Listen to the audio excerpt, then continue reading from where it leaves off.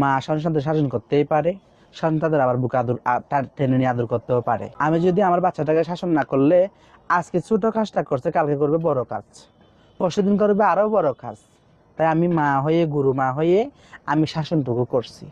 আপনারাই আমাদেরকে বলেন যে শাসন করেন না, আবার আপনারা শাসন করে বলেন যে আপনারাও আমি অন্যায় করতেছি, নির্যাতন করতেছি। এটা আপনাদের মুখে যে কথা। তাহলে আমার একটা মেয়ে বা আমার নাতি, সে অন্যায় করছে, তা অন্যায় করছে দেখে হাজার লোকজন আমার ঘর ভাঙার জন্য, আমাকে মারার জন্য আসছে। তাদের সামনে শাসন করাটা কি অন্যায়? আর আমার অধীনে এতগুলো হিজড়া আছে, সবাই আসবে, আপনারা বললে আমরা ভিডিওর সামনে আনতে পারি।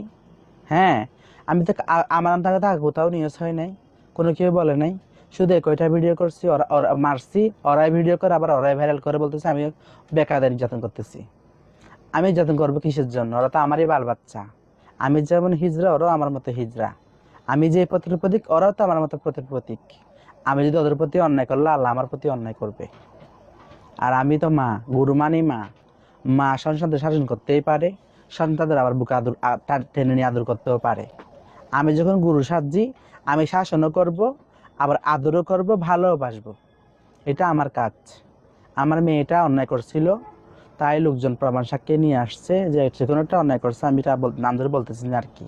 তার জন্য আমি শাসন করছি। শাসনটা যদি না করলে, দেখেন, একটা মা একটা বাচ্চা বড় করে আদর, যত্ন, ভালোবাসা, শাসন দিয়ে। আমি এর ভিতরে অন্যায় একটাও করি নাই।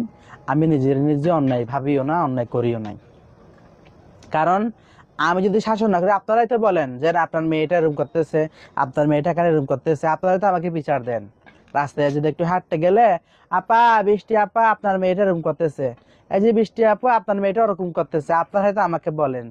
এখন আমি শাসন করতে গেলে যদি অন্যায় হয়ে যায়, তাহলে এখন আপনারা বলে, আপনারা যদি আবার ভিডিও ভাইরাল করে দেন যে আমি বেকায়দা নির্যাতন করতেছি, অত্যাচার করতেছি, তাহলে আর কিছু বলার থাকে? তো আমি একটা ভুল করছি।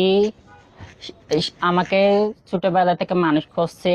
আমি উনার ঘরে ছোটবেলা থেকে খাওয়াচ্ছে, পড়াচ্ছে, সবকিছু ও করতেছি উনার ঘরে। আমাকে স্বাভাবিক ভুল করছি, সন্তান হিসেবে মারতে পারে মা হিসেবে, সেটা তাই বলে ভিডিওটা ভাইরাল করা কোনো প্রয়োজন নেই আপনাদের কাছে। তো আমার গুরু মায়ের কাছে, সবার কাছে হাত জোড় করতেছি, সবাই আমাকে ক্ষমা দৃষ্টিতে দেখবেন। আর ভিডিওটা ভাইরাল করে আপনারা কোনো দরকার নেই। আর সবাইকে লাস্টে পর্যায়ে বলতেছি, সবাই আমাকে ক্ষমার চোখে দেখবেন। আমি ছোট মানুষ ভুল করতে পারি, তো তাই বলে উনি মা হিসেবে সন্তানকে শাসন করতে পারে। যদি আমি ভুল ভুল করে যদি উনি শাসন না করি, আমি পরশেষে আরেকটা বড় ভুল কাজ করতে পারি। তার জন্য উনি আমাকে অপরাধ যখন করেছি, উনি আমাকে শাস্তি দিছে, তার জন্য আমি মাথা পেতে নিছি।